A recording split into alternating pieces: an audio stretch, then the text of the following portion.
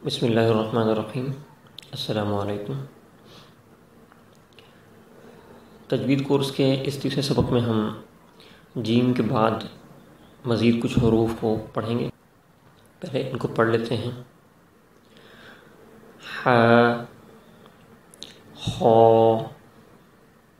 دال، ذال، را۔ جیم کے بعد آگے ہا ہے۔ اس ہا میں اور اس سختی کے آخر میں جو ہا آتا ہے، ان دونوں میں فرق ہے۔ ان کی ادائیگی میں فرق یہ ہے کہ ہا کو تو سینے کی گہرائی سے ادا کرتے ہیں۔ سینے کی گہرائی میں سے جب آواز نکلتی ہے تو اس وقت ہا پڑھا جاتا ہے، لیکن یہ والا ہا جو ہے جیم کے بعد جو آتا ہے، اس کو پڑھنے کے لیے گلے کے درمیان کا حصہ استعمال ہوتا ہے۔ سینے کی طرف سے یہ آواز بالکل نہیں نکلتی۔ جیسے سینے کی طرف جائے گی، گہرائی کی طرف جانے کی وجہ سے اس کی آواز ہا بن جائے گی، ہا نہیں رہے گی۔ ہا پڑھنے کے لیے گلے کے درمیان کا حصہ استعمال ہوتا ہے، اور اس کو پڑھنے کا ادا کرنے کا آسان طریقہ ایک بہترین یہ ہے کہ عموماً چشمہ یا ہماری گلاسز جو ہیں، ہم ان کو جب صاف کرتے ہیں تو اس کو منہ سے بھاپ دینے کے لیے ایسے کر کے ہم آواز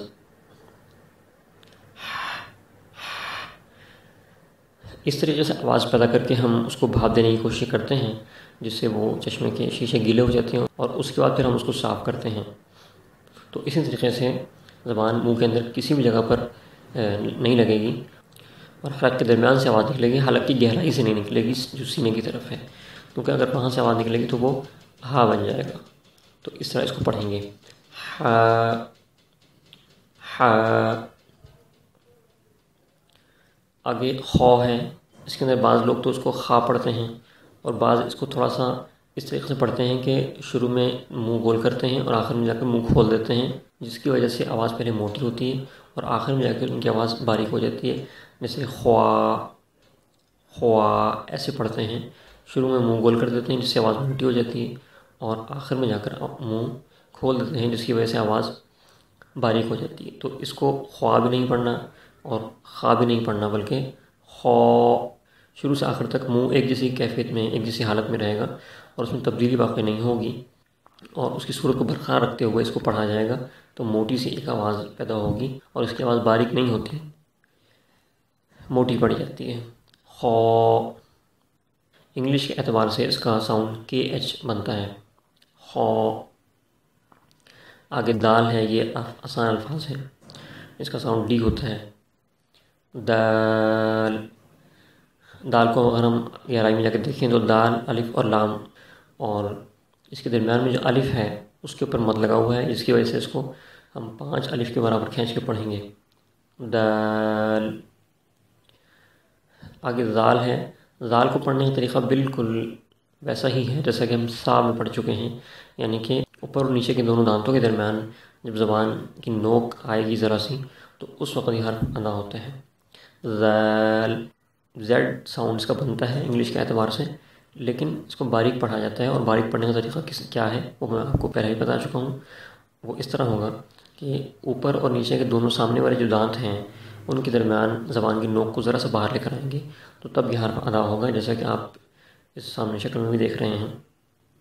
آگے را ہے، اس کو بھی بعض لوگ را پڑھتے ہیں، اور بعض حضرات اس کو را پڑھتے ہیں، اور اردو میں بھی اس کا بہت تلفظ اسی طریقے سے بعض جگہ پر استعمال کیا جاتا ہے، لیکن یہ غلط تلفظ ہے، یہ رے بن جاتا ہے، جو کہ اردو میں تو ہے، اردو میں باقاعدہ یہ ایک الگ حرف کے طور پر موجود ہے، رے الگ ہے اور رے الگ ہے، لیکن عربی کے اندر رے کا کوئی تصور نہیں ہے، رے کوئی حرف عربی کے اندر موجود نہیں ہے، صرف اردو کے اندر ہے، لیکن اردو کے اندر بھی رے اور رے میں فرق ہے، دونوں حرف الگ الگ ہیں۔